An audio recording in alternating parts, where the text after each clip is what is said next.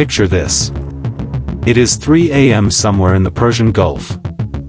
The sea is black, the air is thick with heat, and 40 miles offshore, an Iranian warship is moving, fast, dark, and armed with something it was never supposed to have. Russian Kh-35 anti-ship missiles. Russian electronic jamming pods. Russian targeting systems that can lock onto a US destroyer in under 4 seconds.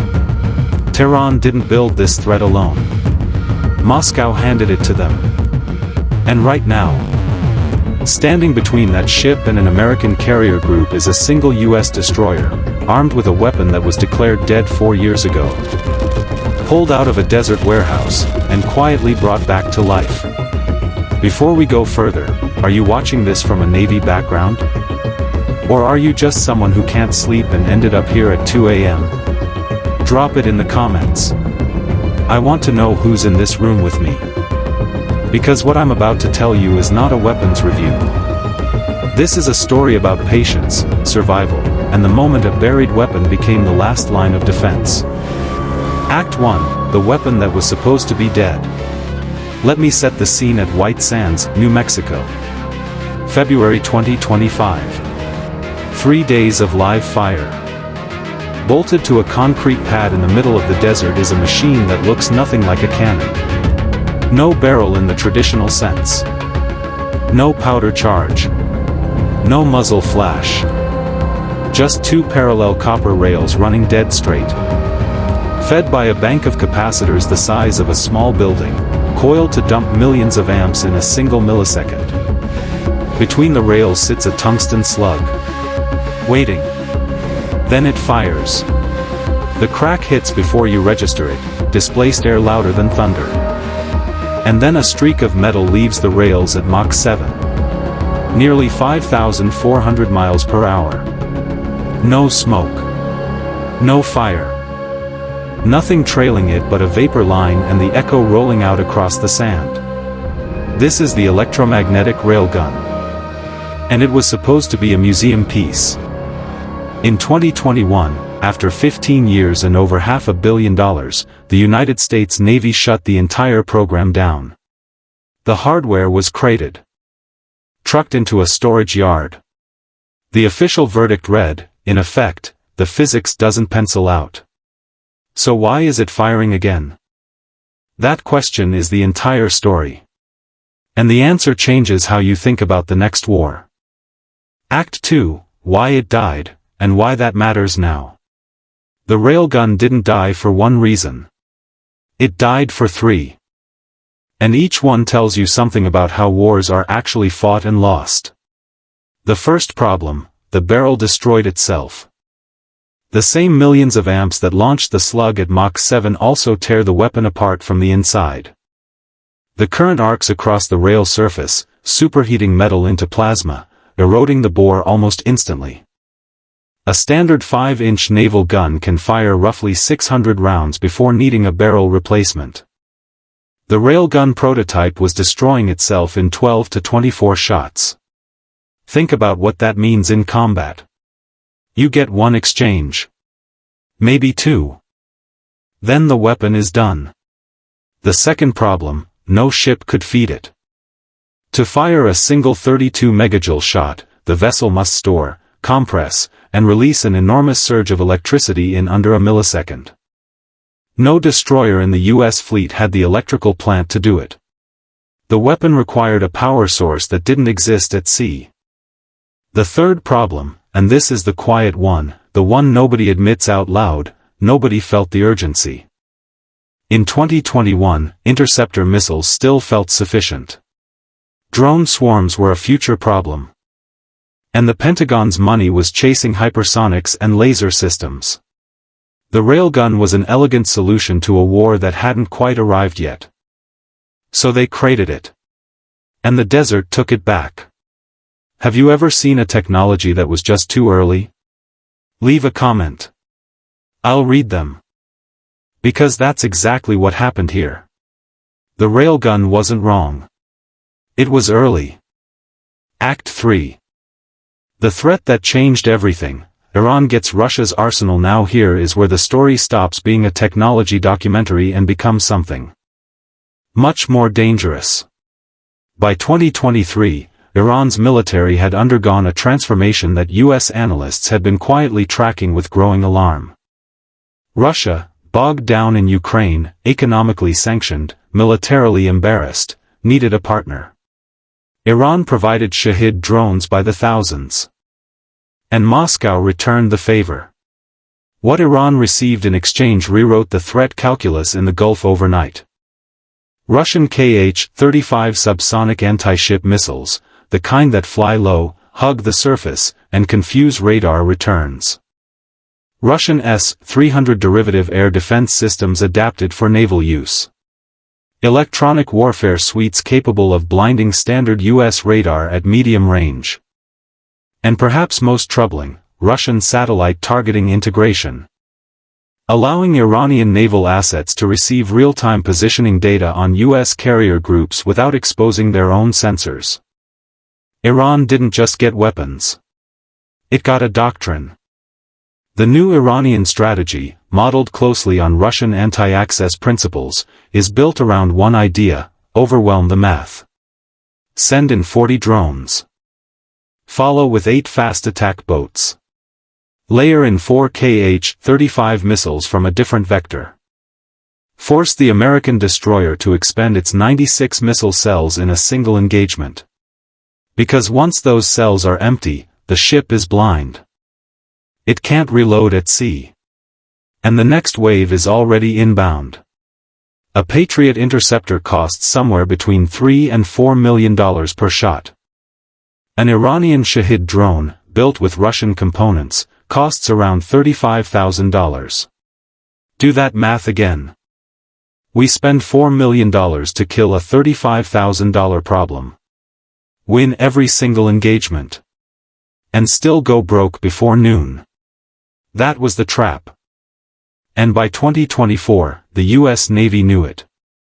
The war Iran was preparing for was not a war of strength. It was a war of arithmetic.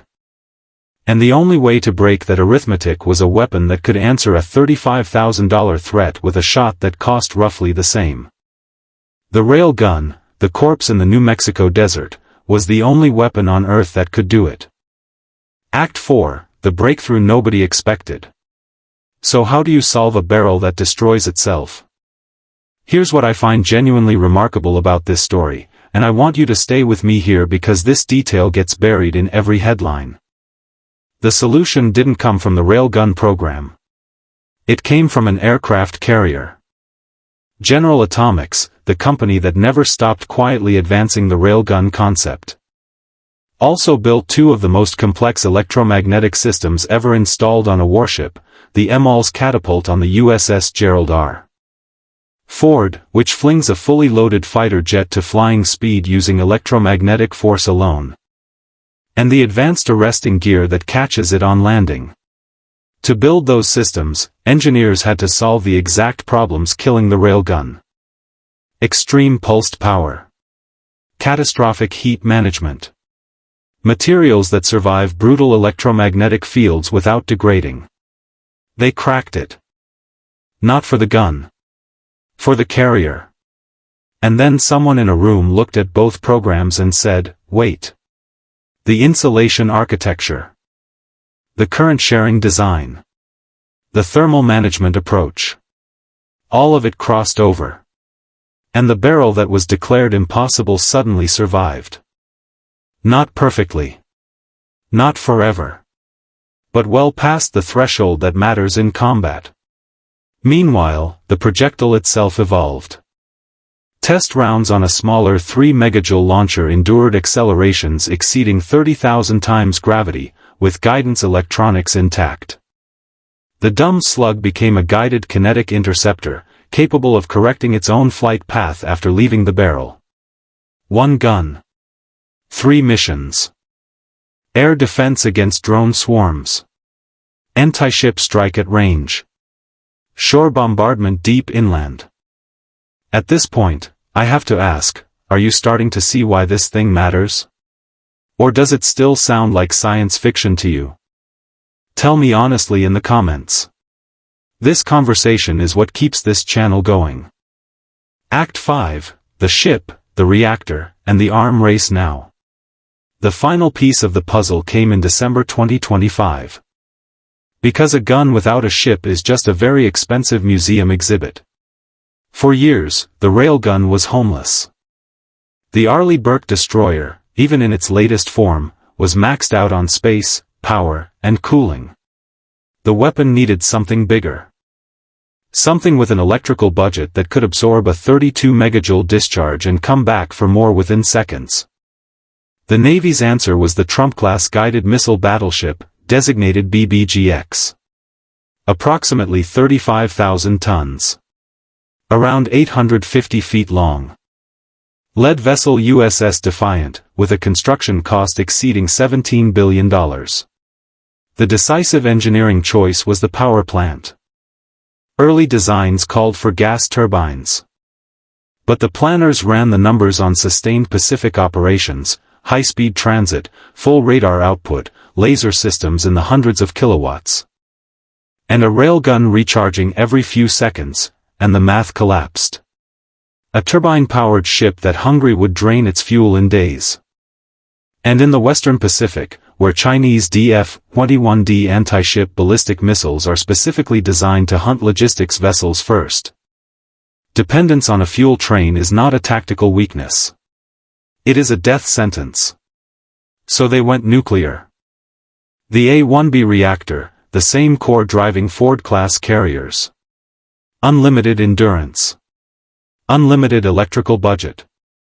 For the first time in the railgun's history, a ship exists, on paper, that can actually feed it. But here is the honest part. USS Defiant has not had her keel laid. Construction doesn't begin until 2028.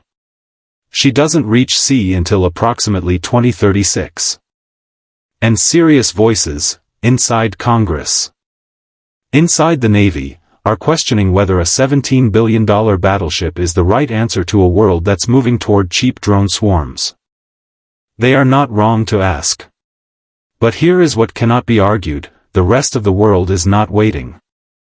Japan's test ship JS Asuka conducted live fire trials in mid-2025, more than 120 shots from a shipboard railgun with no rail erosion. And for the first time anywhere on Earth, a ship-mounted railgun struck a moving target vessel at sea using pure kinetic energy. The barrel problem that killed the American program, solved. At sea. By an ally. China is reaching further. A published design from a Chinese engineering team describes a 4-rail configuration, a heavier projectile, Mach 7 velocity, and a range approaching 200 nautical miles. Their stated objective is not point defense. It is offensive strike against carrier groups. The electromagnetic arms race is no longer theoretical. Japan has the barrel. China has the ambition. And Iran, armed with Russian targeting, Russian missiles, and Russian doctrine, is building the exact saturation threat the railgun was designed to defeat. So close the loop. Go back to that destroyer in the Persian Gulf. 3 a.m. Iranian warship closing. Russian missiles on the rails. The question was never whether the railgun worked. The question was whether the moment had arrived. 4 years ago, the Navy packed that weapon into a crate and wrote "not yet" on the side. In the New Mexico desert, in February 2025, 3 days of live fire quietly erased those 2 words. The weapon the Navy buried was never a failure. It was a down payment. A bet that the physics was sound, that the threat would eventually arrive to match it, and that patience was its own form of strategy. And in the Gulf, with Iranian ships carrying Russian arms pushing against American carrier groups, that patience has now been called. The question I'll leave you with, and I genuinely want your answer in the comments, is this. Is the future of naval warfare a $17 billion battleship with a railgun and a nuclear reactor? Or is it 1,000 cheap drones that no single weapon can stop? There is no clean answer. But the side that figures it out first doesn't just win the next battle. They write the next century of naval doctrine. Like this video if it made you think differently. Share it with someone who needs to see it. And subscribe, because the next equation in this series is going to hit even harder.